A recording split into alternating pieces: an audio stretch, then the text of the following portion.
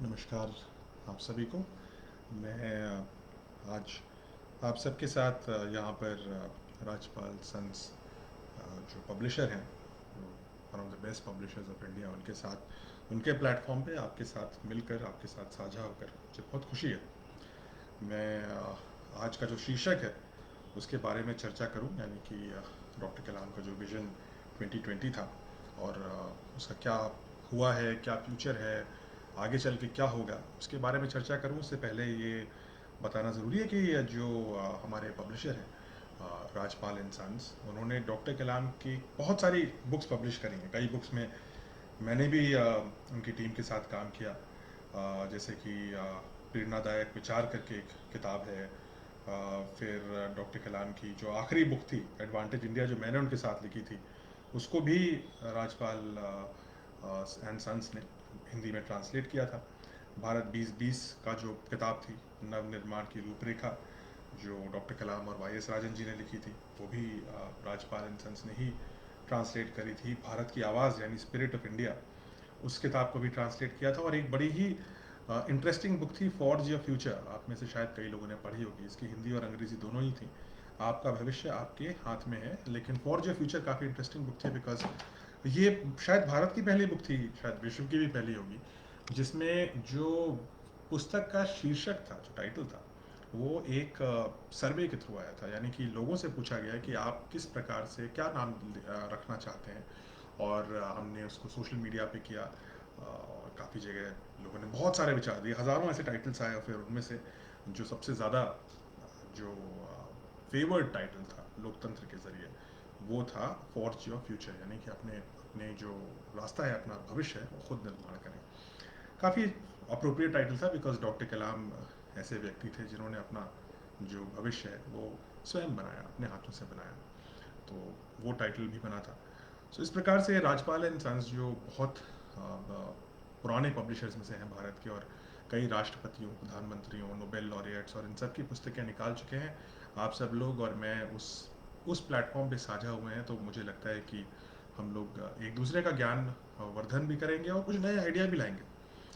आज कोशिश करते हैं कि हम समय ऐसा है कि कोरोना वायरस का समय है और एक जनरल माहौल है, थोड़ा डर का भी है, कहीं ना कहीं डिसअपॉइंटमेंट का भी है, कहीं कहीं डिप्रेशन का भी है।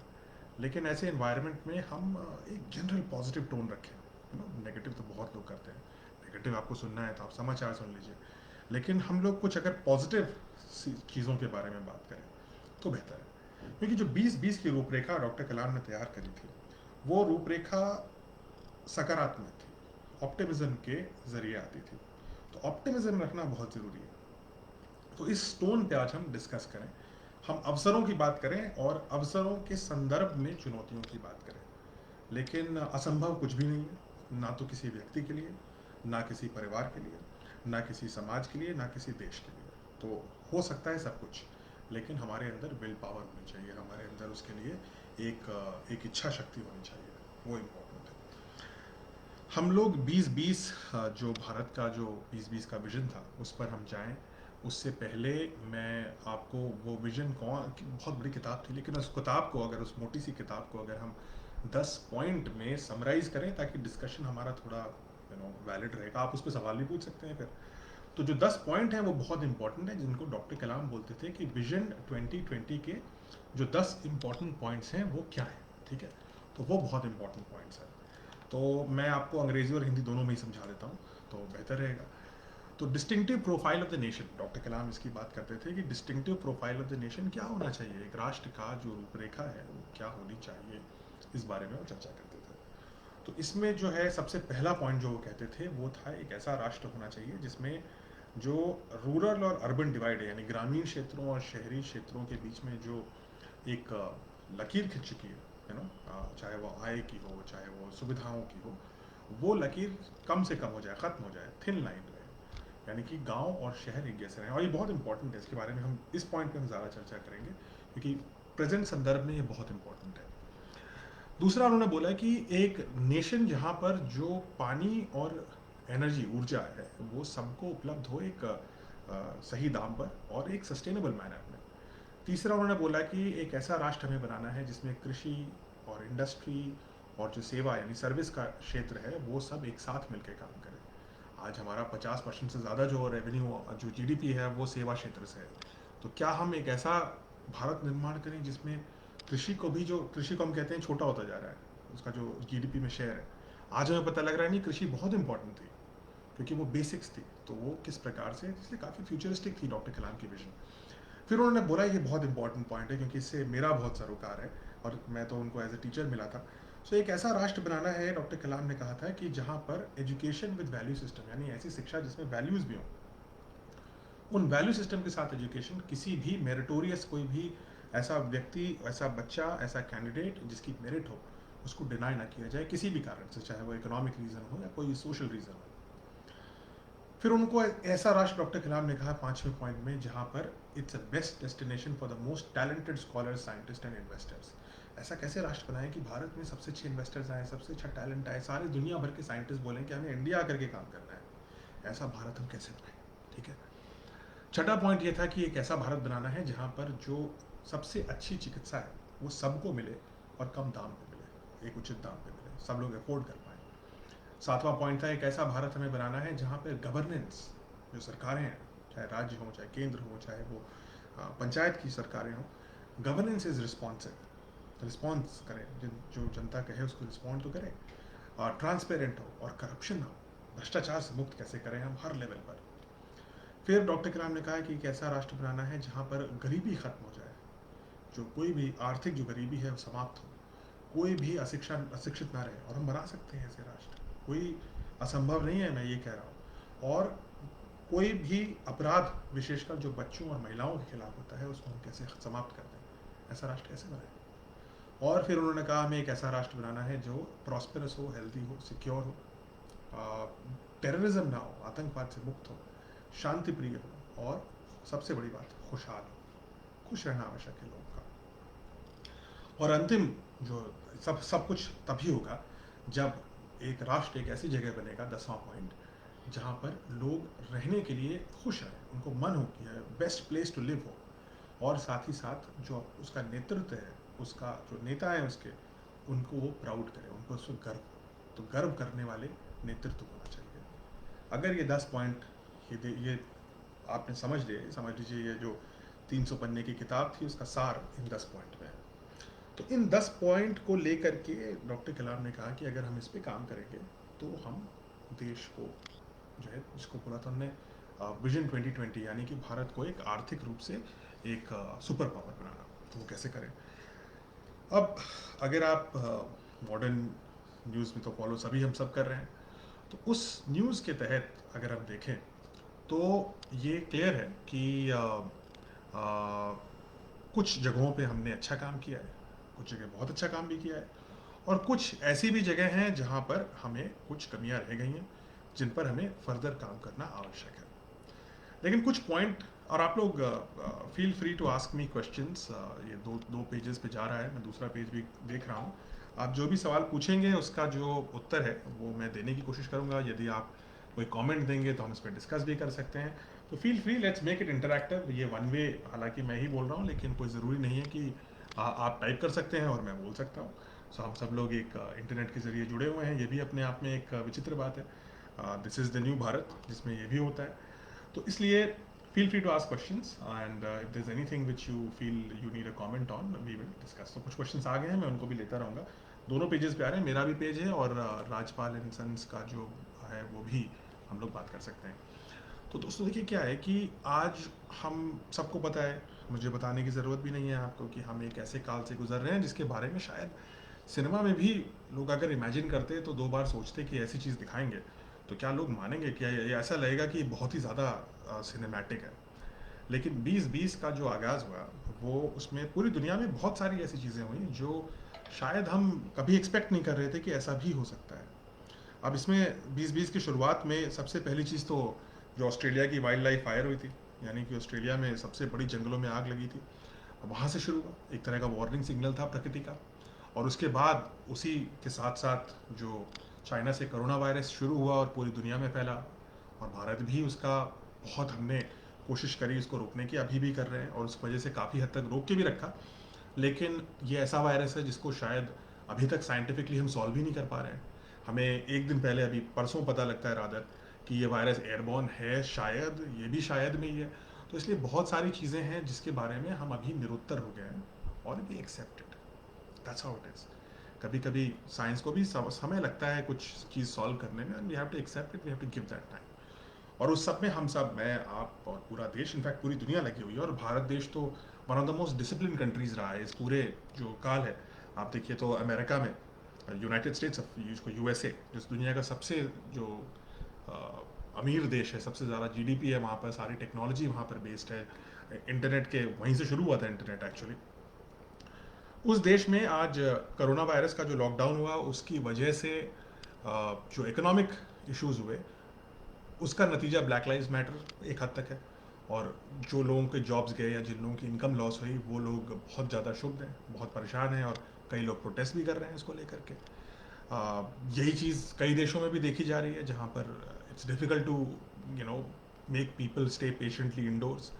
लेकिन भारत एक ऐसा देश है जहाँ पे सभ्यता शायद ऐसी है, और हमारे परिवार का स्ट्रक्चर ऐसा है, जहाँ पर इस देश का युवा जो है, जो जो सबसे बड़ी धरोहर भी हम बोलते हैं, वो, और युवाओं में कोरोना वायरस जो है, मोर्टालिटी रेट 0.001% है, मतलब हार्डली है।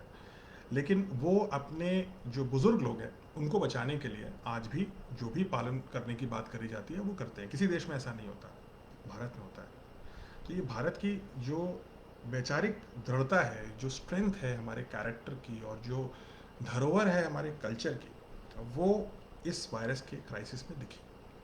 हमारे पास रिसोर्सेज कम थे, हमारे पास लोग ज़्यादा हैं, हमारे पास, आप कोई भी अखबार उठाएंगे आप कहेंगे डॉक्टर पेशेंट रेशियो ख़राब है हमारा, नर्स टू पेशेंट रेशियो भी ख़राब है हमारा, हमारा हॉस्पिटल टू पेशेंट रेशियो भी ख़राब है, हमारा हर चीज़ जो है दुनिया से कंपेयर करेंगे तो ये कहेंगे कि नहीं, इंडिया का तो दुनिया के हिसाब से 1/3 है या उससे भी कम है। लेकिन उसके बाद भी ये देश चलता है, क्योंकि जो एक डॉक्टर है वो 3 के बराबर का इलाज करता है, जो एक नर्स है वो 4 के बराबर का इलाज करती है। क्योंकि इस देश की सांस्कृतिक धरोहर यही है, क्योंकि हम सिर्फ अर्थव्यवस्था से ड्रिवन देश नहीं है, हम सिर्फ पैसे से ड्रिवन देश नहीं है, हम सिर्फ 9 to 6 करके जॉब खत्म हो गया वाला देश नहीं है। हम वो लोग हैं जो अगर किसी की समस्या है तो हम जा करके उसको रीच आउट करते हैं। और ये हमारा आज की बात नहीं है, ये सिर्फ वही सभ्यता कर सकती है जो हज़ारों साल पुरानी है। क्योंकि ऐसी सभ्यता जो होती है, जो हज़ारों साल पुरानी सभ्यता होती है, वो 50 साल के कंज्यूमरिज्म के रंग में नहीं रंगती इतनी आसानी से, क्योंकि हमारे परिवार नहीं रंगने देते। और इसी परिवार की स्ट्रेंथ और कैरेक्टर की स्ट्रेंथ मुझे लगता है कि इस पूरे वायरस के काल में हमारे देश की जनता ने दिखाई, एक पेशेंस दिखाया। और अगर मैं और आप तो ऑनलाइन बात कर रहे हैं, बट ऐसे लोग हैं जो ऑनलाइन काम नहीं कर सकते, ऐसे लोग हैं जो एक शहर से अपने गांव तक हज़ारों किलोमीटर का डिस्टेंस तय करके गए, ऐसे भी लोग हैं। लेकिन उन लोगों में दृढ़ता देखिए कितनी है, हार नहीं मानते। ठीक है, पैदल चले जाएंगे लेकिन हार नहीं मानेंगे। कठिनाइयाँ झेलने की जो क्षमता है इस देश के लोगों में, टॉलरेंस जो है किसी भी एडवर्सिटी का, कोई भी ख़राब सर्कमस्टेंस होगा उसका जो टॉलरेंस है, जो एंड्योरेंस, जिसको अंग्रेजी में एंड्योरेंस बोलते हैं, सहनशीलता, वो बहुत अच्छी चीज़ है, बहुत बड़ी चीज़ है। और इस पूरे क्राइसिस में अगर भारत की सभ्यता ने एक चीज़ दिखा दी कि इस देश में बहुत एंड्योरेंस है, बहुत पेशेंस है, और इस देश का आदमी जो है 4 कदम आगे जाकर के दूसरे की मदद करने को तैयार है। मैंने इतने सारे कैंपेन्स देखे इस देश में जो चल रहे थे कि हमें लोगों को खाना, हमने खुद चलाया, हमने खुद 4 लाख लोगों को कलाम सेंटर के ज़रिए हमने 4 लाख मील सर्व किए। और किसने कंट्रीब्यूट किया? लोगों ने कंट्रीब्यूट किया। उनमें से कई लोग ऐसे थे जिनकी खुद जॉब चली गई थी, लेकिन वो कंट्रीब्यूट कर रहे थे ऐसे लोगों के लिए जिनकी हालात उनसे भी बदतर थे। तो उस समय वो अपना नहीं देख रहे हैं, उस समय दूसरों का देख रहे हैं, जिसकी समस्या ज़्यादा है, मदद उसकी करनी है। तो ये जो, और इसमें कोई सरकारी निर्देश नहीं है, इसमें कोई कॉन्स्टिट्यूशन ऑफ इंडिया कुछ नहीं कहता, इसमें सिर्फ हमारा कल्चर कहता है, और वो कल्चर बहुत इंपॉर्टेंट है। तो ये जो पॉइंट है, हमें इस धरोहर को बचा के रखना है। और इस धरोहर को जो दिखी है ना, यही हमारे आने वाले जो नस्लें हैं ना, इस अभी कोरोना वायरस तो चला जाएगा, चाहे 6 महीने में जाएगा, 1 साल में जाएगा, चाहे बर्नआउट हो जाएगा, चाहे इसकी वैक्सीन आ जाएगी, चाहे इसकी दवा आ जाएगी, या हमें हमारे अंदर इम्यूनिटी आ जाएगी, कुछ तो हो ही जाएगा। क्योंकि दुनिया के कोई भी खतरनाक से खतरनाक वायरस बिना किसी साइंस के भी जो आए हैं, वो भी 2 साल से ज़्यादा नहीं चल पाते। तो कोरोना वायरस जाना है, लेकिन कोरोना वायरस जो सिखा के जा रहा है हमें, और हमें दिखा के जा रहा है अपने बारे में, जो आईना दिखा के गया, वो इमेज हमें हमें जो है संजो के रखनी है। हमें लगता था कि चीन वो देश है जिसको एम्युलेट करना है, चीन वो देश है जिसको एम्युलेट करना है। चीन ने गरीबों की गरीबी मुक्त कर दी, चीन ने बड़ी शंघाई में फैक्ट्री लगा दी, शेंजन जोन बना दिया, दुनिया की दूसरी सबसे बड़ी इकॉनमी बन गया। और चीन जो भी मोबाइल उठाते हो उसके पीछे मेड इन चाइना लिखा है, होली के रंग में मेड इन चाइना है, दिवाली के पटाखे में मेड इन चाइना है। और हमें लगता था कि चीन वो देश है जो हमें बनना है। और मुझे याद है कि एक बच्चे ने एक सवाल पूछा था डॉक्टर कलाम से, इस बारे में हमारी बड़ी चर्चा होती थी, इनफैक्ट हम लोग चीन गए भी हैं साथ में। तो एक भारत में एक बच्चे ने कहा कि सर हमें चाइना जैसा बनना चाहिए। China, look China sir, China के सारे ग्राफ क्यों जा रहे हैं पॉपुलेशन के अलावा? तो अच्छी बात है ना। तो चाइना अमीर हो रहा है, चाइना में सब कुछ आ रहा है sir, why should we not become like China? और ये I am one of the AIIMS है, मुझे याद नहीं है कौन सा आई एम है। तो डॉक्टर कलाम ने एक बड़ी अच्छी जवाब दिया था, और आप भी उससे शायद वाकिफ रखेंगे। उन्होंने बोला कि चाइना में, इंडिया में क्या है? डेमोक्रेसी। चाइना में क्या है? It's a one party state, यानी कि जो सरकार बोलेगी तो आप करेंगे। सरकार बोलेगी लाइट ऑन, लाइट ऑन, सरकार बोलेगी लाइट ऑफ, लाइट ऑफ। क्या आप ऐसे देश में रहना चाहेंगे? क्या आप ऐसे देश में रहेंगे जहां पे सरकार आपको बताएगी आपको क्या करना है हमेशा? आपको गूगल पे सर्च भी नहीं करने देगी, आपको गूगल ही नहीं देखने देगी, आपको वो सोशल मीडिया पे नहीं आने देगी। आपकी एक एक चीज़ जो आप पढ़ते हैं उसको मॉनिटर करेगी, आप एक एक चीज़ जो बोलते हैं उसको मॉनिटर करेगी, और उसके आधार पे आपको आजीवन कारावास हो सकता है। क्या आप ऐसे देश में रहना चाहते हैं? तो चाइना में रह सकते हैं। फिर ऐसे ग्रोथ, क्या इस ग्रोथ का ये दाम इज़ वर्थ इट? अब पता नहीं उस बच्चे ने, उसको ये सवाल पसंद आया कि नहीं पसंद आया, मगर जो जवाब तब दिया था, मुझे लगता है कि आज 6-7 साल बीत गए, बहुत रेलेवेंट है ये बात। आज दुनिया देख रही है कि हमें क्या देश बनना है। हमें एक लोकतांत्रिक देश थे और उसमें क्या स्ट्रेंथ थी, आज हमें खुद दिख रहा है, दुनिया देख रही है। आज दुनिया देख रही है कि एक ऑटोक्रेटिक कंट्री जिसमें एक पार्टी की सरकार होती है और चंद कुछ लोग सरकार चलाते हैं, सीक्रेटली मिलते हैं। आपको पता है चीन में लोग सीक्रेटली, स्टैंडिंग काउंसिल 7 लोगों की होती है, वो सीक्रेटली मिलती है, किसी को पता नहीं कब मिली कहाँ मिली, लेकिन फैसला आ जाता है। वो ऐसा देश हमें नहीं बनना, सारी दुनिया कह रही है। जो दुनिया चीन को एज अ देखती थी कि ये मॉडल कंट्री है, सारी डेवलपिंग कंट्रीज़ की मॉडल कंट्री ये है, आज कह रही है कि हमें नहीं करना था ये। और आज लोग हमारी ओर देख रहे हैं, यही सबसे बड़ी अपॉर्चुनिटी है। इसलिए नहीं देख रहे हैं कि हमारे यहाँ सस्ता मोबाइल फ़ोन बनाने की कैपेबिलिटी है, हम चीन से सस्ता मोबाइल फ़ोन अभी भी नहीं बना सकते। शायद हमारे अंदर आधे मोबाइल फ़ोन के पार्ट्स बनाने की एज ऑफ नाउ कैपेबिलिटी नहीं है, आ जाएगी। लेकिन हमारे पास वो चीज़ है जो कोई देश नहीं बना सकता, जिसको बनाने में हज़ारों साल लगते हैं। और वो चीज़ है भारत की जो कल्चर है, जो कल्चर ग्राउंडेडनेस है, जो किसी किताब से नहीं पढ़ाई जाती, जो माँ बाप और शिक्षक जो हैं अपने बच्चों को सिखाते हैं, ग्रैंड पेरेंट्स भी सिखाते हैं। उस कल्चर से जो बच्चा सीखता है, वो चीज़ जो ऐसी चीज़ है जो शायद डीएनए में पास हो जाती है, क्योंकि इतने साल से चल रही है। आज उस चीज़ की स्ट्रेंथ है और हमें उसको बैक करना है। लेकिन इसका मतलब ये नहीं है कि हम विज्ञान और वैज्ञानिक सोच और टेक्नोलॉजी से अलग चले जाएं। डॉक्टर कलाम के साथ एक इंटरेस्टिंग बात थी। डॉक्टर कलाम एक ऐसे व्यक्ति हैं जो एक साइंटिस्ट भी हैं और सेंट भी हैं। तो he is like a saintly scientist, या साइंटिफिक सेंट, आप जो भी बोल लीजिए, जिसको भी जिस ऑर्डर में आपको पसंद हो। लेकिन दोनों चीज़ों को साथ लेना आवश्यक है। इसका मतलब ये नहीं है कि हम रूढ़ियों पे बिलीव करें, वो बात नहीं है। हमारे अंदर कल्चर में बहुत सी स्पिरिचुअल ज्ञान है जिसको हमें बिलीव करना है, हमें एम्यूलेट करना है।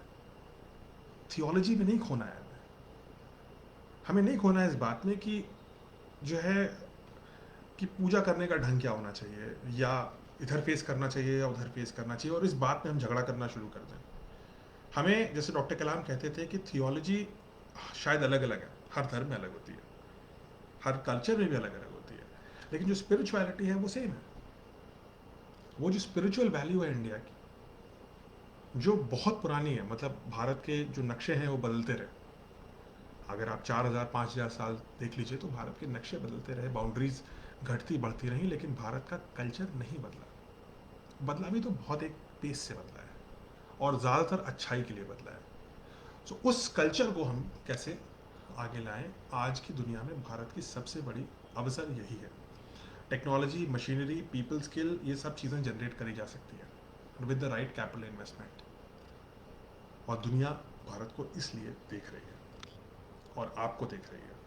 अगर आप युवा हैं या आपके घर में कोई युवा है तो विशेष कर देख रही है। You are the biggest opportunity. क्यों आपको लगता है कि भारत के लोगों को अमेरिका की कंपनीज में सीईओ बना देते हैं? चाहे गूगल हो या माइक्रोसॉफ्ट हो या मास्टर कार्ड हो, और अब कुछ दिन पहले डॉयचे बैंक में भी थे, और ऐसे बहुत सारी कंपनी मैं आपको गिना दूं दुनिया में, और आप भी 10 गिना देंगे मेरे को, जिसमें भारतीय मूल का व्यक्ति या इवन भारतीय सिटीजनशिप का व्यक्ति जो है टॉप पर है। क्यों है? क्या था भारतीयता में ऐसा जो अपनी कंपनी की, इतनी बड़ी कंपनी, दुनिया की सबसे बड़ी कंपनीज की बागडोर भारतीय लोगों में, भारतीय कल्चर में पढ़े बच्चों को दी जाती है? आप तो बड़े हो गए हो, लेकिन पढ़े तो ऐसे बच्चे थे, बचपन तो वहीं गुजारा ना। ऐसी क्या बात थी, और ऐसी क्या बात थी जिसको गूगल ने देख करके भारतीय मूल के व्यक्ति को सीईओ बनाया, माइक्रोसॉफ्ट ने भारतीय मूल के व्यक्ति को सीईओ बनाया? क्या थी ऐसी बात, और ऐसी क्या बात है जो हम नहीं देख पा रहे हैं शायद, और हमें देखने की जरूरत है? हमारा 200-250 साल जो हम अंग्रेजों के अधीन रहे, उसमें एक सबसे बड़ा जो बदलाव आया वो लगभग 1850 के आसपास आया। एक व्यक्ति थे मैकॉले, मैकॉलिज्म आपने सुना भी होगा अगर आप समाजशास्त्र वास्ता रखते हैं। मकौले एक व्यक्ति थे जिनको भारत अंग्रेजों ने भेजा कि वो किस प्रकार से भारतीय लोगों की शिक्षा प्रणाली को बदल दें, क्योंकि अंग्रेजों को लगा कि ये जो भारतीय लोग हैं ये लोग पता नहीं क्या पढ़ते हैं, एक तो उनको हमारी भाषा नहीं आती, उनको सीखने के भी उनको लगता था वो मास्टर हैं तो मास्टर क्लास हमारी भाषा क्यों सीखे, भाई कब से मालिक गुलाम की भाषा थोड़ी ना सीखता है। तो उन्होंने कहा भाई गुलामों को मालिक की भाषा सीखनी है। तो इस आदमी को भेजा गया कि आप जो है, लॉर्ड थे वो भी, बड़े आदमी थे वो, लॉर्ड मैकॉले, वो आए और उन्होंने सबसे पहली चीज़ बोली कि भारत में जितनी भी वेदों का ज्ञान है, जितना भी सांस्कृतिक धरोहर है भारत की, वो अंग्रेज़ों के किसी गांव में रखी एक लाइब्रेरी की एक शेल्फ पर जो किताबें हैं वो ज़्यादा बेहतर है, और भारत का पूरा वैदिक ज्ञान बेकार है। इस व्यक्ति ने, ऐसी सोच के व्यक्ति ने भारत की मॉडर्न जो एजुकेशन सिस्टम है अंग्रेज़ों के अधीन, उसकी नींव रखी है। हिस्ट्री है, पढ़ लीजिए, ठीक है।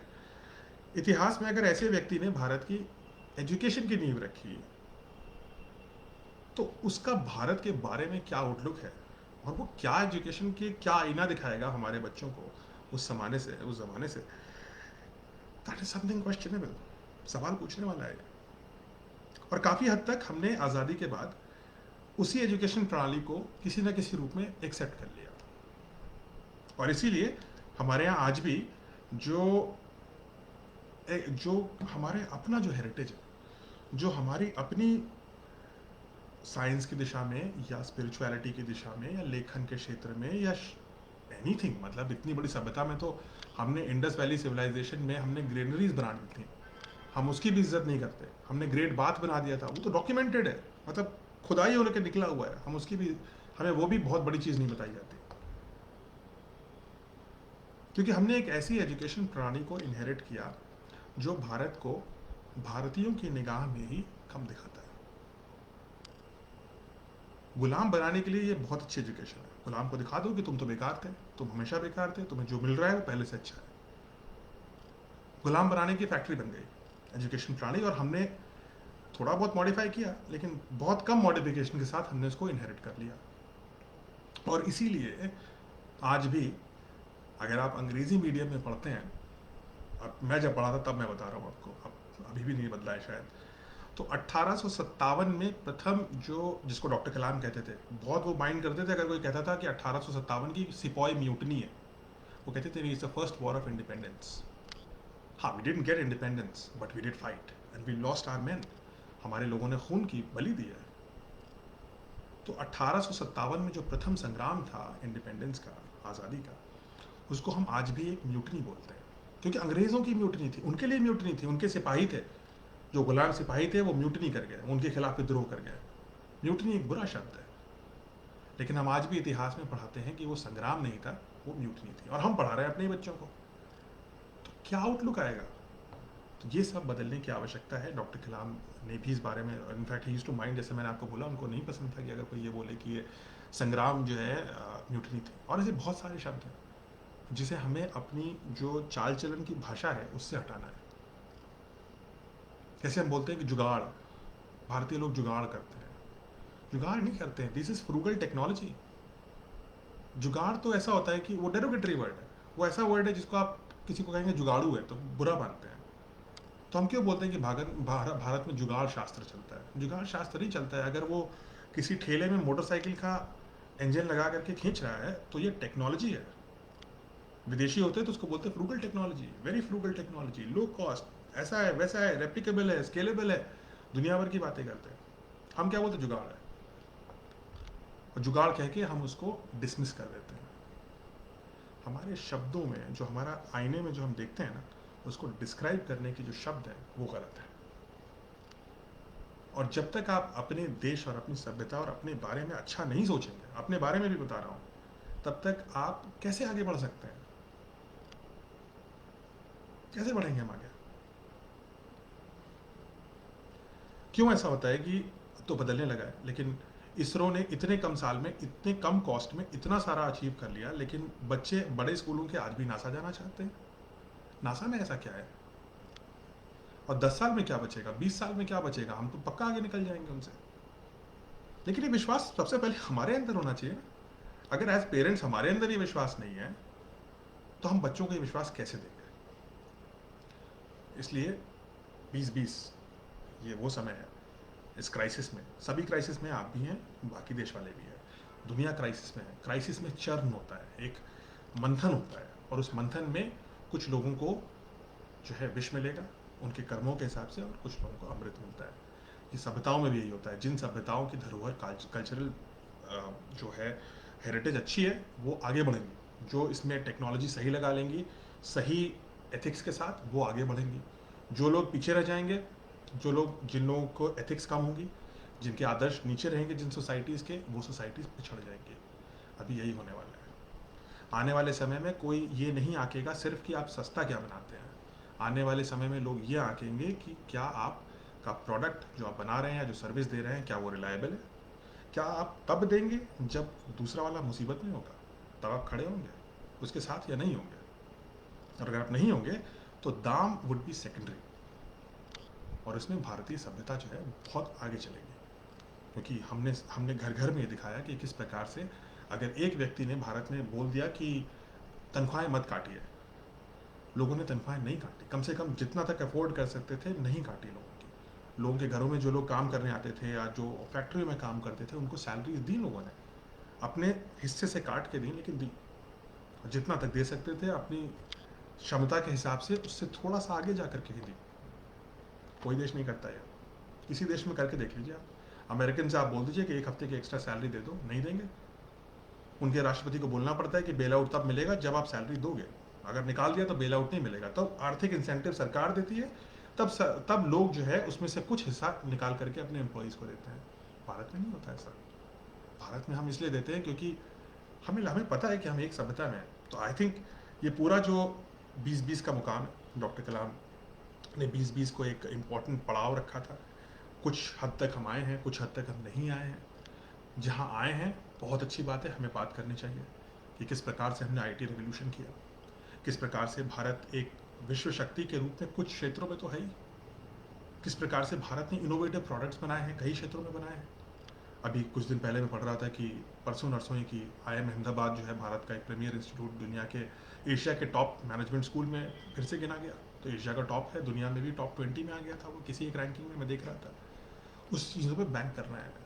आप ये कह सकते हैं कि हाँ बाकी रैंकिंग में तो 200 में कोई नहीं है। हाँ नहीं है, ठीक है, मानता हूँ नहीं है, लेकिन जहाँ है वहाँ तो ताली बजा लें, और फिर जहाँ नहीं है वहाँ पे हम काम करें। अगर हमारे हेल्थ केयर में कुछ कमी रह गई है तो हम उसको आगे बढ़ाते हैं। अगर हमें इंडिजनाइजेशन में कुछ कमी है, हमारी सेमीकंडक्टर टेक्नोलॉजी में कुछ कमी है, तो हम उसको आइडेंटिफाई करते हैं और आगे बढ़ाते हैं। और तो 2020 में मुझे लगता है कि हम 50% चीज़ों में तो हम मोर और लेस अच्छे रहे हैं, 50% चीज़ों में हम पिछड़ गए हैं, हमें उनमें काम करना है। और अब अगर हम इसको 5-10 साल और एक्सटेंड कर दें तो ये जो नई दुनिया बन रही है, इसमें एक नए 2020 की सोच की आवश्यकता है। शायद 2020 की सोच अब 2030 तक ले जानी है, और इन 10 साल में नई दुनिया की एक नई अपॉर्चुनिटी भारत को मिल रही है, एक चुनौती से निकलने वाला अवसर है, और उसको हमें बैंक करना है। आज हम बात कर रहे हैं कि अभी कुछ देर पहले ही मैं एक स्कूल के बोर्ड में बात कर रहा था, और स्कूल के बोर्ड में हम बात ये कर रहे थे कि अब जो है स्कूल तो ऑनलाइन हो जाएंगे सब। तो मुझे लगा कि अगर स्कूल ऑनलाइन हो जाएंगे और किसी प्रकार से हम कुछ ऐसा कर लें। अब डिवाइस तो ये जो सबसे सस्ता जो मोबाइल आता है वो 2000 2,500 का भी आता है। अगर ऐसे मोबाइल्स हम बच्चों तक पहुंचा दें तो फिर तो हम बेस्ट टीचर्स को इस देश के आखिरी बच्चे तक ले जा सकते हैं,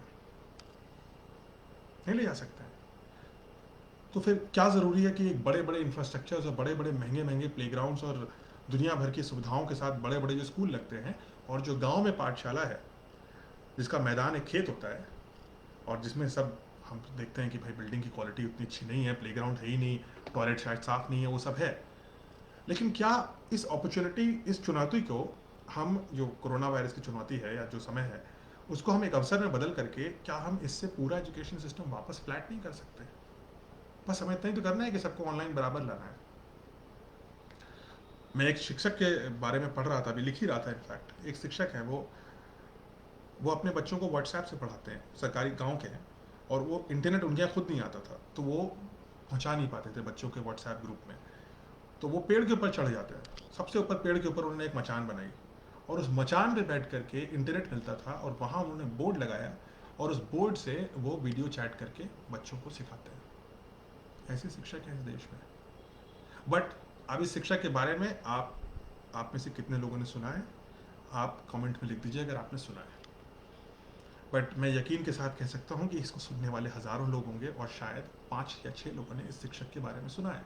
बट ये शिक्षक एग्जिस्ट करते हैं, हमारे हीरोज़ हैं। हम इन हीरोज़ को सेलिब्रेट नहीं करते हैं, और चूंकि हम नहीं करते इसलिए हीरो को रेप्लिकेट करने वाला कोई नहीं मिलता। ये इंपॉर्टेंट है कि हम अपने हीरोज़ को सेलिब्रेट करें। तो ऐसे भी शिक्षक हैं, और ये लेवल कर देंगे सबको। ये जो पूरा एजुकेशन सिस्टम है ये लेवल हो सकता है, पूरा भविष्य एक साथ आगे बढ़ सकता है, संभव है। जैसा कि आप में से कुछ लोगों ने कहा कि अभी किसी ने कहा है, सत्य सरन कह रहे हैं, lack of national pride is the root of the problem. बिल्कुल। तो लैक ऑफ नेशनल, राष्ट्र में गर्व होने की आवश्यकता है। राष्ट्र गौरव कहाँ से आएगा? तो राष्ट्र गौरव, हर राष्ट्र में किसी किसी चीज़ को लेकर के कुछ ऐसा गौरवान्वित करने वाली चीज़ जरूर होती है।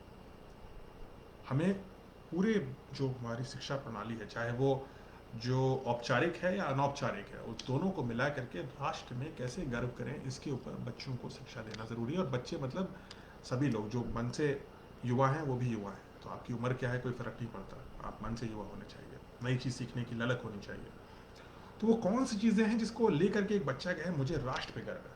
और वो ठोस प्रमाणित चीज़ें होनी चाहिए, वेग आइडियाज़ नहीं होने चाहिए, ऐसे जिनका प्रमाण, हम उसकी बात करें, और भारत में बहुत कुछ है जिसका प्रमाणित जानकारी है। हम अप्रमाणित चीज़ों को, जिनका कोई प्रूफ नहीं है, उसको लेकर के अगर बोलते हैं तो हमारी प्रमाणित चीज़ों के ऊपर भी सवालिया निशान बन जाता है। और प्रमाणित चीज़ें बहुत हैं इस देश में। हज़ारों साल के इतिहास में अगर आप कुछ भी हाथ डाल के निकालेंगे तो कहीं ना कहीं सोना या हीरा ही निकलेगा। तो प्रमाणित वो कौन से लोग हैं और चीज़ें हैं जिस पे हमें गर्व करना चाहिए। मैं एक चीज़ और ऐड करूँगा आपको,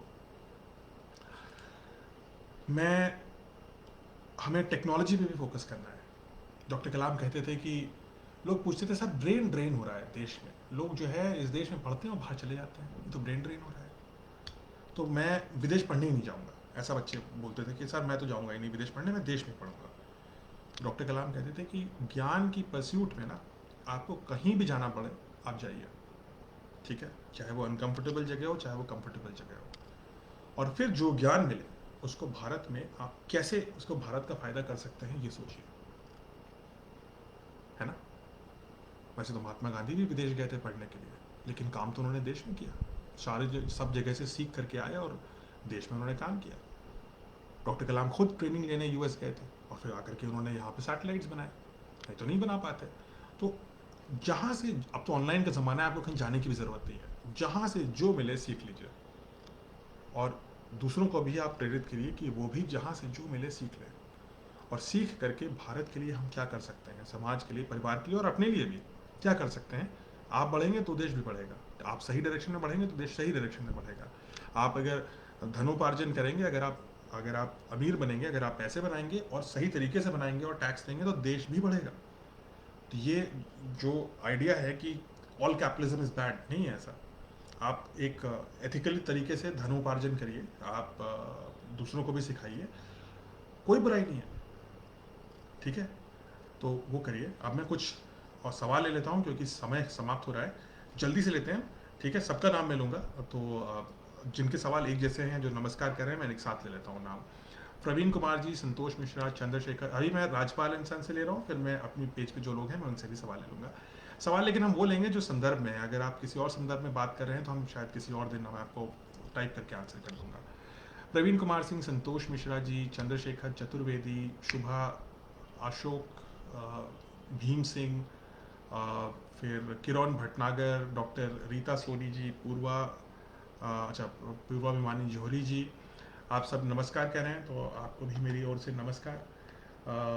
और मैं कुछ सवाल लेता हूँ। किरण भटनागर पूछ रही है, what are your suggestions based on APJ doctor Kalam books और believes on what all can one individual do say on a daily basis for self, community, country and the humanity? Very good सवाल।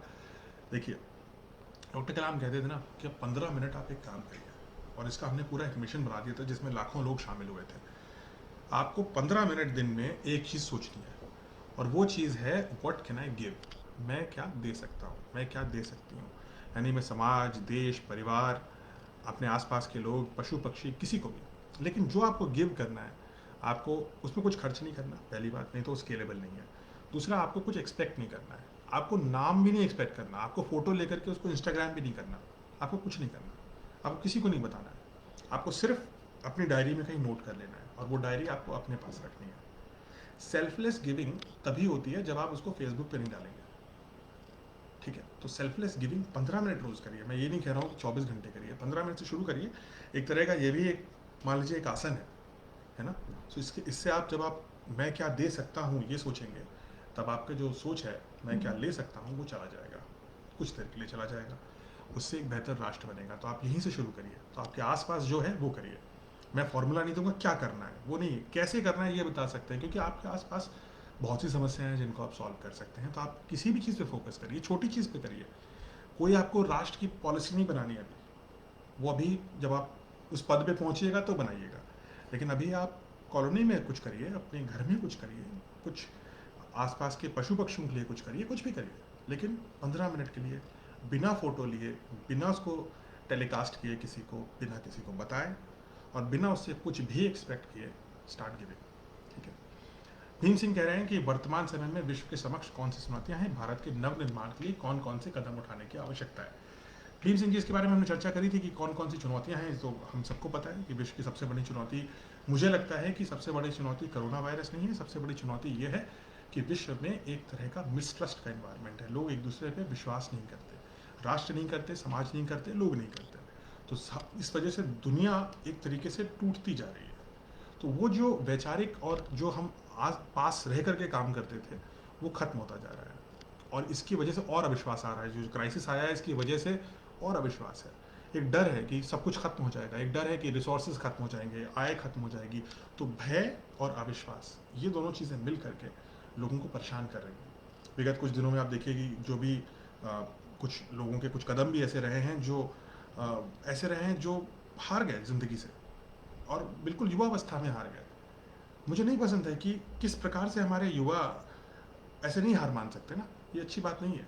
तो सबसे बड़ी समस्या, और ये दुनिया की प्रॉब्लम है, सिर्फ भारत की नहीं है, पूरी दुनिया में अविश्वास और भय का ये माहौल बन चुका है। सबको लग रहा है कि क्या है अननोन, कब जाएगा, उसके बाद नौकरी बचेगी कि नहीं बचेगी, कुछ भी बचेगा कि नहीं बचेगा, कोई तीसरा वायरस तो नहीं आ जाएगा।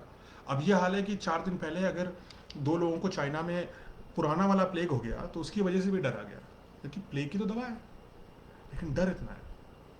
और जो आप करें भारत में क्या करना चाहिए, तो भारत के निर्माण के लिए हमें, जो कई लोग बोल रहे हैं, जो मैंने भी बोला, सबसे पहले तो राष्ट्र पे गौरव करना हमें सिखाना है। दूसरा, हमें सही टेक्नोलॉजी लेनी है। एक चीज़ जो अब सबने सीख ली है, दैट आने वाली दुनिया में जो टेक्नोलॉजी है अब हमें पता है। तो अब हम अपने आप को अगर ये बोलें कि आज से 5 साल बाद कि वो हमें तो पता ही नहीं था कि दुनिया में क्या होने वाला है, तो हमने सही जगह इन्वेस्ट नहीं किया, वो बहाना नहीं चलेगा। हमने 47 में बोला अंग्रेज़ बर्बाद करके चले गए थे इसलिए हम कुछ नहीं कर पाए। हमने फिर 90s और जब चीन टेक्नोलॉजी में इन्वेस्ट कर रहा था सेमीकंडक्टर्स में और हम नहीं कर रहे थे, तो हमने कहा कि वो हम मिस हो गया, हम समझ नहीं पाए कि क्या नया होने वाला था, हम सर्विस सेक्टर में ज़्यादा चले गए। लेकिन अब 2020 में हमें एग्जैक्टली पता है क्या होना है, अगले 5 साल में दुनिया कैसी बननी है हमें पता है। इस दुनिया में हम उस टेक्नोलॉजी पे क्या इन्वेस्ट करें, और टेक्नोलॉजी सिर्फ ये नहीं कि कारखाने बना दिए, उन कारखानों को चलाने वाले कौन होंगे? हमारे स्कूल, हमारे इंजीनियरिंग कॉलेजेस, हमारे मेडिकल कॉलेजेस, हमारे बीएससी कॉलेजेस, हमारे बीए कॉलेजेस, पूरा सिलेबस बदलने की ज़रूरत है साहब। और यही वक्त है, अभी कर लीजिए, क्योंकि सब इस समय सब ठंडा पड़ चुका है, अभी सब ऑनलाइन चल रहा है। अभी वक्त है कि हम सब कुछ स्ट्रक्चरली चेंज कर दें। तो ये जो अगला 1 साल है, उसमें भारत को दशा और दिशा आने वाले 10-15 साल के लिए बनानी है। ये इम्पोर्टेंट है।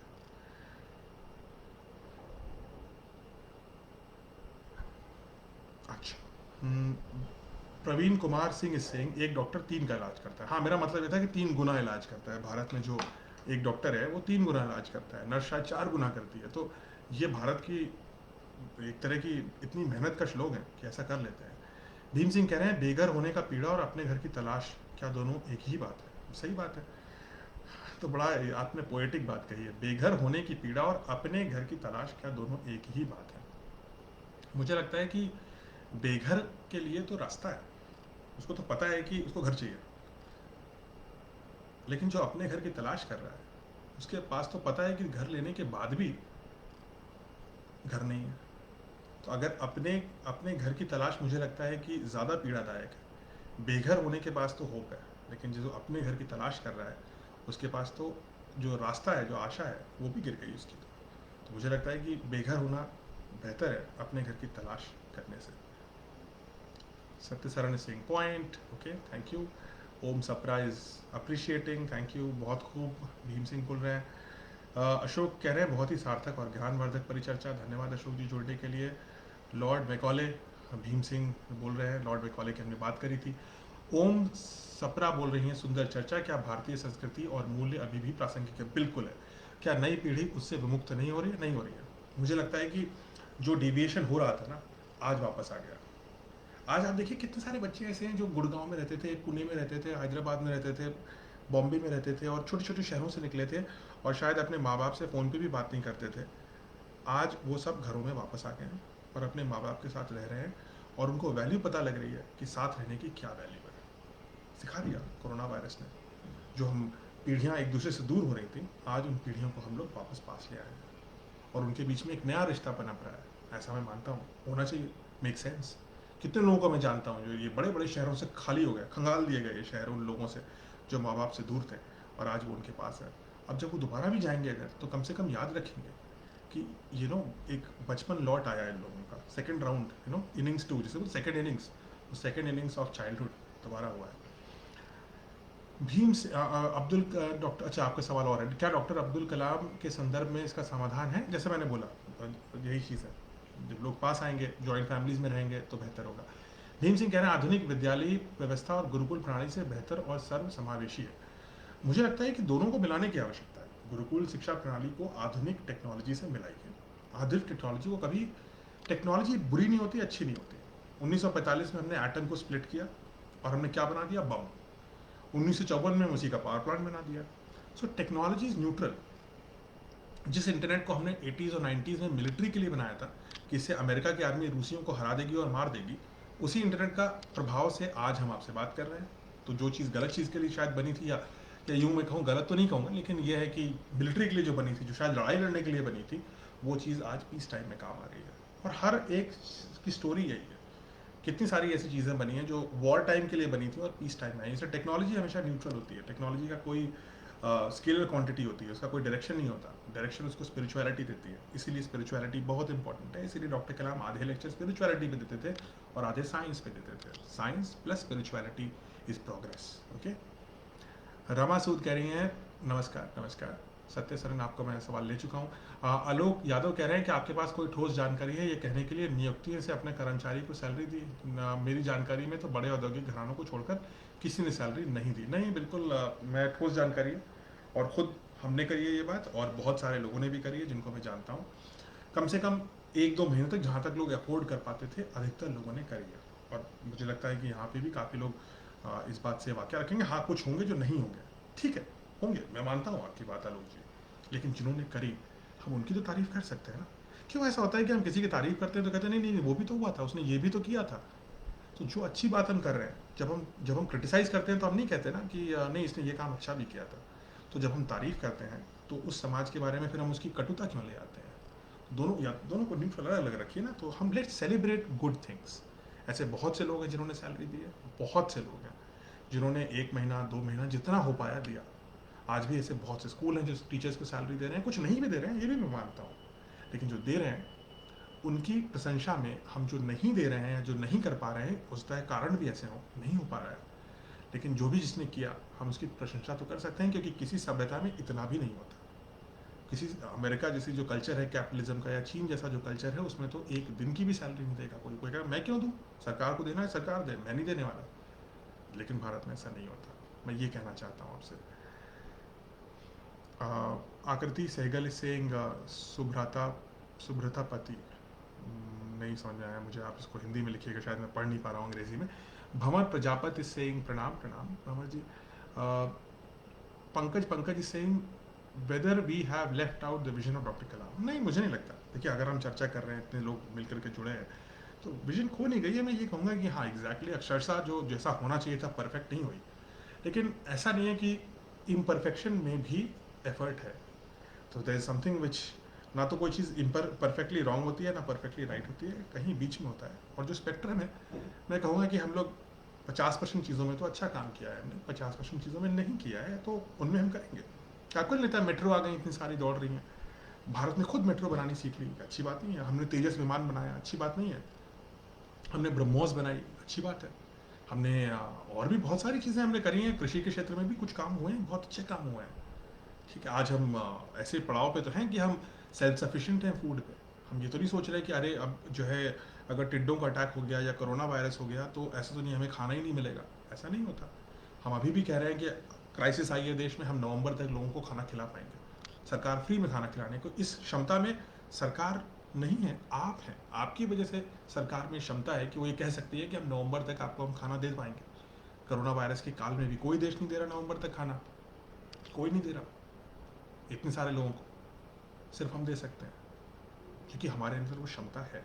और वह आपकी वजह से बनी है। आपने जो सालों का एफर्ट किया, दशकों का एफर्ट किया, उसकी वजह से बनी है। और आपसे ही देश बनता है, देश की ही सरकार होती है, तो आपकी सरकार है, चाहे जो सरकार में हो। वो तो पॉलिटिक्स है, पॉलिटिक्स में नहीं जाते, लेकिन देश की जो जो शक्ति है वो आपसे आती है। फिर मीनाक्षी जोशी कह रही हैं कि क्या तकनीकी के कारण भावनाओं का स्थान बुद्धि ने ले लिया है। देखिए मीनाक्षी जी, देखिए बुद्धि और भावना अलग नहीं होती। जैसे मैंने कहा, साइंस और स्पिरिचुअलिटी साथ चलेगी तो प्रोग्रेस होगी। बुद्धि बिना भावना भ्रष्ट हो जाएगी। बुद्धि फिर गलत काम करेगी, फिर वो ग्रीड लाएगी, जेलसी लाएगी, डिस्ट्रक्शन लाएगी। और भावना बिना बुद्धि के वो एक गैस है, फिर वो कहीं भी पहुंच जाएगी, कुछ भी कर देगी, उसका कोई डायरेक्शन नहीं बचेगा, उसका कोई नतीजा नहीं निकलेगा। भावना और बुद्धि को साथ रखना है। अगर साथ नहीं रखेंगे तो या तो एक ग्रीड और एक तरह का जिसको बोलते हैं सेल्फ प्राइड आ जाएगी, इतनी ज़्यादा प्राउडी हो जाता है आदमी कि वो उसको पता ही नहीं होता कि इसको करना क्या है लाइफ में। भावना आपको हार अगर आ जाती है तो उससे झेलने की क्षमता देती है, और बुद्धि आपको सफलता की ओर जाने के का पेस यानी वेग देती है। तो आपको मोमेंटम भी चाहिए और आपको वो कुशन भी चाहिए, दोनों चीज़ें चाहिए। और इसीलिए अगर आप न्यूरो साइंस में पढ़ें तो भावना जो है ब्रेन से ही आती है, और भावना का जो पार्ट है उसको बोलते हैं एमिगडाला, और वो बादाम के आकार का एक ब्रेन में पार्ट होता है, और आपके ब्रेन के सबसे अंदर होता है, सबसे अंदर सबसे पहले खून उसी को जाता है। इसलिए वो जो रिफ्लेक्स का पार्ट है एमिगडाला, भावनाएं वहाँ से आती हैं। और फिर चारों ओर सेरेब्रल कॉर्टेक्स है जो बहुत बड़ा है, आपके से जो स्क्विशी पोर्शन दिखता है ना अखरोट जैसा, वो जो बाहर का पोर्शन है वो सेरेब्रल कॉर्टेक्स है, और वो बहुत बड़ा है। लेकिन वो भावना पहले, सेरेब्रल कॉर्टेक्स बाद में। लेकिन सेरेब्रल कॉर्टेक्स बड़ा है, भावना छोटी है, तो दोनों के बीच में एक एक तारतम्य है, एक बैलेंस है, ऐसे ही चलना है हमको। चलिए अब मैं उन सवालों को लेता हूँ, क्योंकि सबका एक सवाल लेते हैं, ख़त्म करना है हमें, तो कुछ लोगों के डबल सवाल है। अब हम उन सवालों को लेते हैं जो दूसरे चैनल पर आए हैं, यानी कि और भी हम चैनल से जिनको हम शेयर कर रहे हैं, तो वो सवाल शायद रेलिवेंट हो। एक सेकेंड रुकिए जरा, कुछ अटक गया है मामला, पहले मैं इसको पॉज कर दूँ। लेकिन ये भावना वाला सवाल अच्छा है। कई लोग जो है ना एक ही चीज़ पे विश्वास करने लगते हैं और फिर नहीं चलता। दिशा महोरे कह रही हैं गुड इवनिंग दिशा जी, आपको भी गुड इवनिंग। सलीम सलीम मलिक सलीम मालिक अख्तर कह रहे हैं गुड इवनिंग सलीम। अब्दुल रहीम कह रहे हैं लाइव अपाना सर लाइव ओके। स्मिता कह रही है sir why you change your background missing those background pictures. हाँ वो एक्चुअली स्मिता जी तब मैं दिल्ली में था, अब मैं लखनऊ में हूँ तो बैकग्राउंड थोड़ी बदल गई, I am sorry. Aparna Kannan कह रही हैं हाय हेलो अपर्णा जी। कुमार सदानंद कह रहे हैं good evening. Shivam Vishwakarma good evening कह रहे हैं। और इसलिए आप सबको good evening. Asha Sanmarkan good evening आपको भी। अब्दुल रहीम मेरी उसकी ज़रूरत नहीं बस सर की ज़रूरत है इस भारत को। अच्छा चलिए बहुत अच्छी बात है। शिव कुमार कह रहे हैं गुड इवनिंग। कृपा शंकर जय हिंद आपको भी। और आप मिशन पे रहें जो आप मिशन की बात कर रहे हैं। शाहबाज खान कह रही गुड इवनिंग आपको भी शाहबाज जी गुड इवनिंग। धीरेश कह रहे हैं what was doctor Kalam vision for Indian agriculture. जैसे मैंने आपको बताया कि यस डॉक्टर कलाम कहते थे इंडियन एग्रीकल्चर को सॉप्स नहीं देने चाहिए, मतलब कि हमें ऐसा देश बनाना है जिसमें एग्रीकल्चर जो है अपने आप बढ़े। मतलब जो हम लोन वेवर बात करते हैं सब्सिडीज़ की बात करते हैं, सब्सिडी दे करके तो ये वन टाइम थिंग है, ये हर बार देते रहेंगे तो this is not the way forward. वो कहते थे कि भारत और कई भारत के किसानों से, इनफैक्ट आप लोगों से पता नहीं होगा कई लोगों को, हम लोग डॉक्टर कलाम के ऑफिस में एक स्कीम चलाते थे और उसमें डॉक्टर कलाम खुद फंड करते थे। हम देश के किसी भाग से कुछ किसानों को आइडेंटिफाई करते थे, जब वो पूरे देश में घूमते थे तो उन किसानों को हमने आइडेंटिफाई किया और फिर डॉक्टर कलाम तो बड़े बड़े इंस्टीट्यूट्स भी आते थे, फिर वो उनसे बात करते थे, बड़े बड़े इंस्टीट्यूट्स कोऑपरेटिव्स ये सब। तो बिहार फॉर एग्जांपल बिहार के किसानों को ले करके हम IIM अहमदाबाद और अमलसाद करके एक जगह है गुजरात में जहाँ पे कोऑपरेटिव करके चीकू चलता है, चीकू फ्रूट होता है, वहाँ भेजते थे। और वो सारे किसान एक तरह की इंटर्नशिप जाते थे, जो कलाम इंटर्नशिप आप बोल सकते हैं, उसका नाम हमने कुछ भी नहीं दिया, लेकिन इस तरह की चीज़ वो खुद करते थे। किसी मीडिया ने कभी रिपोर्ट नहीं किया ना उन्होंने बताया, क्योंकि उनको लगता था कि ये देश सेवा है, इसमें मीडिया की ज़रूरत नहीं है, व्हाट कैन आई गिव, है ना, इसमें कोई पब्लिसिटी नहीं चाहिए। इसको मैंने कभी फेसबुक पे भी नहीं डाला, इसको मैंने कहीं नहीं डाला, क्योंकि वो चाहते थे कि ये चीज़ कि वो प्रसिद्धि के लिए ये चीज़ नहीं कर रहे थे, तो वो खुद खर्च करते थे इसमें। लेकिन ऐसी चीज़ें करने की आवश्यकता है कि हम किसानों को भी एक दूसरे से सीखने का मौका दें, टेक्नोलॉजी सीखने का मौका दें। उन्होंने IIM अहमदाबाद में किसानों की क्लास लगवा दी, तो आप सोच सकते हैं आप ये ऐसे लोगों की आवश्यकता है। हमारे देश में ऐसे नेतृत्व की भी आवश्यकता है, और देश प्रदेश जिला हर जगह ये हो सकता है, लेकिन आइडिया होने की ज़रूरत है। तो किसानों को हमें हमें देखिए क्राइसिस आता है तो सबको मदद की ज़रूरत है, लेकिन ऐसा नहीं हो जाना चाहिए कि दूसरों की मदद के सहारे ही जीवन जीने की शैली बन जाए, ये नहीं होना चाहिए। इसलिए हमें किसानों को सशक्त बनाना है, एक करियर तब तो बनेगा ना, अदरवाइज तो ये ऐसा करियर बना देना कि किसान कोई बनना ही नहीं चाहेगा, फिर सबसे ख़राब बच्चा जो होगा गांव में वो कहेगा हम किसान बनेंगे, बाकी कोई बनेगा ही नहीं। और अगर हमें किसानों को सशक्त बनाना है तो उसमें टेक्नोलॉजी चाहिए, उसमें राइट वैल्यूज़ चाहिए, मैनेजमेंट चाहिए, बहुत इंपॉर्टेंट है मार्केटिंग, और मार्केट्स चाहिए जिसमें किसान खुद अपने हिसाब से डिसाइड करे कि इसको कहाँ बेचना है, कितने में बेचना है, प्रोसेसिंग कर पाए ताकि वो उसको हायर प्राइस पे बेच पाए। किसान एक खेती करना एक ऐसा बिजनेस बने जिसको प्रॉफिटेबली किया जाए, ये इंपॉर्टेंट है, तब तो वो सस्टेनेबल है, और ये ज़रूरत है धीरेन्द्र जी। नितिन कह रहे हैं all of us can easily do for environment, tree plantation, medical camp for non comorbid age patients and book regarding period of pandemic time. हाँ जो भी आप करना चाहें नितिन जी, ये आपके विचार हैं, किसी और का कोई और विचार है तो वो भी करिए। फिर ये कह रहे हैं शिवम कह रहे हैं corruption can be removed if digital transaction are implemented at all stages. बिल्कुल हम कर रहे हैं इसको एक हद तक, लेकिन 100% नहीं जाएगा, क्योंकि सिर्फ टेक्नोलॉजी से कोई सोल्यूशन नहीं निकलता शिवम। हाँ हमें राइट वैल्यूज़ भी चाहिए, है ना, एक इच्छा शक्ति भी चाहिए, तभी हो पाएगा। We can educate people who do not know to use mobile phones, बिल्कुल हम कर सकते हैं। जितेंद्र सिंह कह रहे हैं एग्रीकल्चर प्रोडक्ट्स के लिए वैल्यू एडिशन इकोसिस्टम बनाना चाहिए गवर्नमेंट को, बिल्कुल यही हम बात कर रहे थे अभी। अच्छा हमने ये सवाल आंसर कर दिए हैं। आशा सनमरकन कह रही हैं how do we ensure effective leadership is brought in our country when most of the qualified people want to stay away from politics. ठीक है आशा जी, मैं अब इसमें थोड़ा सा मैं कॉन्ट्रेरियन ओपिनियन है मेरी। लोकतंत्र है, ठीक है, आप ये नहीं कह सकते कि आप अगर आप IIT से पढ़े हैं, IIM से पढ़े हैं, या आप किसी और भी किसी ऐसी बड़ी जगहों से पढ़े हैं और आप पॉलिटिक्स में आपको आने में दिक्कत हो रही है तो आपको कोई स्पेशल प्रिविलेज मिलनी चाहिए। I don't agree. मुझे लगता है लोकतंत्र है और इसमें जिसको भी लोकतंत्र में बनना है, किसी भी प्रकार के किसी भी नेतृत्व में जाना है, उसको वो ग्राइंड करनी चाहिए। अगर आपकी IIT और आपकी IIM जो भी डिग्री, मैं खुद IIM से हूँ तो मैं अपने लिए भी बोल रहा हूँ, अगर मेरी डिग्री मुझे ये शक्ति देती है कि मैं लोगों से बेहतर कम्युनिकेट कर पाऊँ और अपना आइडिया को बेहतर कन्वे कर पाऊँ, तो ये अच्छी बात है। लेकिन सिर्फ मेरे पास डिग्री है इसलिए मुझे नेतृत्व दे दो, ये गलत बात है, ये एंटाइटलमेंट है। फिर इसमें और ये कहना कि मैं इसका पुत्र हूँ या इसकी पुत्री हूँ इसलिए मुझे नेता बना दो, ज़्यादा अंतर नहीं है। फिर एंटाइटलमेंट का कल्चर नहीं बनाना। मेहनत करिए और ना सिर्फ एक बार, मेहनत करनी है हर बार। आईआईटी और आईआईएम की डिग्री ट्रॉफी नहीं है कि मैं पीछे लगा दूं और कह दूं कि अब जो मैं कहूँगा वो सही है। मुझे हर एक बात को प्रूव करने की आवश्यकता पड़ेगी। मेरी डिग्री मुझे वो ज्ञान देनी चाहिए और वो एटीट्यूड देना चाहिए कि मैं ज्ञान बढ़ाता रहूँ अपना, और ह्यूमिलिटी रखूँ कि दूसरा आदमी भी कुछ सिखा सकता है, तब तो मेरी डिग्री किसी काम की है। लेकिन अगर मेरी डिग्री मुझे ऊंचे से घोड़े पे बैठा दे, हाई हॉर्सेस जिसको अंग्रेजी में बोलते हैं, और मैं कहूँ कि मैं बोल रहा हूँ इसलिए सब चुप रहो क्योंकि मैं आईआईटी का हूँ या मैं आईआईएम का हूँ, तो मुझ में और उसमें क्या अंतर है जो शायद कम पढ़ा लिखा है लेकिन किसी बड़े परिवार से? कोई अंतर नहीं है। इसलिए हमें लोकतंत्र में, लोकतंत्र का जो प्रोसेस है, उसकी जो ग्राइंड है, जो खून पसीना है, वो बहाना है, तभी काम होगा। ठीक है।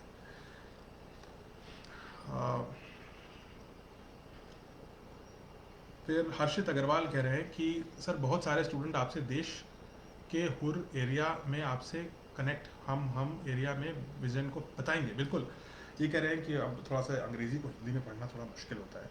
अंग्रेज़ी भाषा में ज़रा फोनेटिक्स प्रॉब्लम होती है, हर उच्चारण में दिक्कत होती है हिंदी में अगर बोलिए, क्योंकि डा और डा और दा एक ही शब्द में होता है। तो देखिए क्या है कि हर्षित कह रहे हैं कि हम ये विजन फैलाना चाहते हैं, बिल्कुल फैलाइए आप विजन, और जिस भाषा में फैलाना चाहें फैलाइए, और जिस तरीके से सिंप्लीफाई करके फैलाना चाहें फैलाइए, क्योंकि ये इंपॉर्टेंट है। निधि वर्मा कह रही है social media is under scrutiny and is blocked if someone raises issues. चलिए, मतलब ठीक है, सोशल मीडिया में वैसे भी कितने लोग ही एक्टिव होते हैं, ज़्यादातर लोग तो सड़क पे एक्टिव हैं, घरों में एक्टिव हैं, हम उन तक भी पहुँचेंगे। और मुझे कभी ब्लॉक नहीं किया by the way social media ने, लेकिन करेगी तो देखा जाएगा। स्मिता मिश्रा कह रही है sir main thing now is to save nature, it's only nature which is dangerous to mankind if not taken care, planting tree and all that। ठीक, बढ़िया है ना, प्रकृति को क्या की सेवा करना। और प्रकृति देखिए क्या नेचर ना, एक चीज़ दिखा दी नेचर ने कि हम जो है ना, नेचर ने हमें इस पूरे क्राइसिस में क्या किया। सबसे पहले हमारा मोस्ट पोल्यूटिंग सामान था ऑटोमोबाइल, और उन्होंने ऑटोमोबाइल हटा दिया। ठीक है, नेचर ने उड़ा दिया ऑटोमोबाइल, क्या आप चल ही नहीं पाओगे कहीं। फिर जो है जो दूसरा चीज़ थी वो थी एरोप्लेन्स, तो एरोप्लेन्स भी हट गए। अब बचे क्या, हमारे जो एयर कंडीशनर बचे थे। अब लग रहा है कि अगर ये एयर इन्फेक्शन एयरबॉर्न है तो ये भी संभव है कि हमारे जो एयरप्लेन्स हैं, सॉरी जो एयर कंडीशनर्स हैं, उनके भी इस्तेमाल कम हो जाएगा। यही तीसरा सबसे बड़ा पोल्यूटिंग चीज़ हमारी ये थी। तो नेचर ने ये दिखा दिया कि हम नेचर के गेस्ट थे और मेहमान की तरह रहना था हमें। हम 80-90 साल के लिए जो भी आते हैं मेहमान की तरह आते हैं, लेकिन असली होस्ट, मेज़बान और ओनर घर का प्रकृति थे, और हम मेहमान की तरह रहें, मालिक की तरह नहीं रहें, ये सिखा दिया नेचर ने। तो आई थिंक हार्मनी में हम रहना सीख जाएंगे। मैं ऐसे लोगों का सवाल लेता हूँ जिन्होंने पहली बार पूछा है। कुमार दिग्विजय कह रहे हैं there was a time when everyone stopped helping India and ISRO developed indigenously collaborating with universities, that was the best opportunity created out of a crisis. बिल्कुल, तो ऐसे ये बोल रहे हैं कुमार दिग्विजय जी कि इसरो जब बना था और हम पहला सैटेलाइट डाल रहे थे अंतरिक्ष में, तो कोई मदद नहीं करता था। हाँ, तब भी हमने किया। जब हम मिसाइल्स बनाते थे, अग्नि मिसाइल, हमें तो लोग उल्टा कहते थे सैटेलाइट से हम देखेंगे आपको, और आपने किया तो हम आपके ऊपर सैंक्शन लगा देंगे। तो ना तो मदद करेंगे और ना ही खुद करने देंगे आपको। वो काल से आज हमने अवसर निकाला, और इसी प्रकार से हम अवसर आगे भी निकाल सकते हैं।